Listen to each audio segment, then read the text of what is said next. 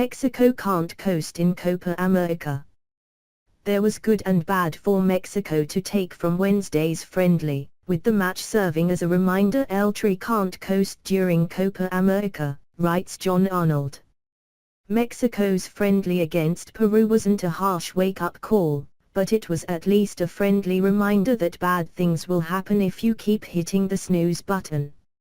El Tri hardly impressed in the 1-1 draw, but the fact coach Miguel Herrera was somewhat experimenting with his lineup and continuing to rotate players makes the disappointing performance sting less.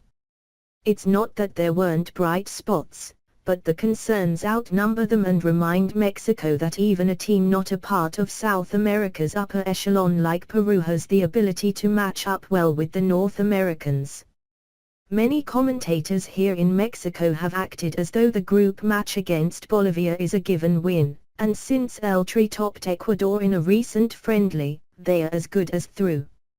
Herrera's men haven't fallen into such silly thinking, but Wednesday served as a stern warning against letting that mentality seep into the squad. Mexico's goalkeeper, Alfredo Talavera, kept the team in the match in the first half, and number 1 Jesus Corona can do the same. But the defense must show better than it did. Rafa Marquez is working into the squad, but he needs to get up to speed quickly if he's going to serve in the center of the three-man back line.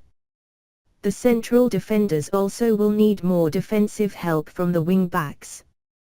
With George Corral and Adrian Aldrit just joining from the Liga MX final, it was again Jerry Flores on the right and Efrain Velarde on the left. But Flores was unable to replicate the showy attacking exploits he displayed in the first preparation match against Guatemala, and Velarde provided little. Aldrit must get some minutes against Brazil. Poor wing-back performance put undue pressure on the central defenders, but it would still be a surprise to see Herrera stick with the three he had at the back. Though Juan Carlos Topo Valenzuela was the goal scorer, his late inclusion in the side as an injury replacement for Pachuca's Miguel Herrera indicates he's probably not in the Copa America plans. At least Valenzuela came through with a goal, though, something Atletico forward Raúl Jamie couldn't do. After months of inaction, he may still be shaking off the rust, but this team will be relying on Jamie to score goals. One man who will be in the plans for the tournament is Jesus Tecatito Corona. The FC Twit midfielder needed just more than 10 minutes to force his marker Pedro Requi into 2 yellow cards and an early exit. The first of those bookings led to the Luis Montes free kick that Valenzuela headed in for the equalizer. In fact, Corona and Montes together with Javier Giménez in the midfield looked like a much better unit than the initial trio of Juan Carlos Medina, Marco Fabian and Javier Aquino, something that no doubt didn't escape the manager's notice. Though there was plenty for Mexico fans to be concerned about Wednesday night, the team that actually contests the Copa America will look different.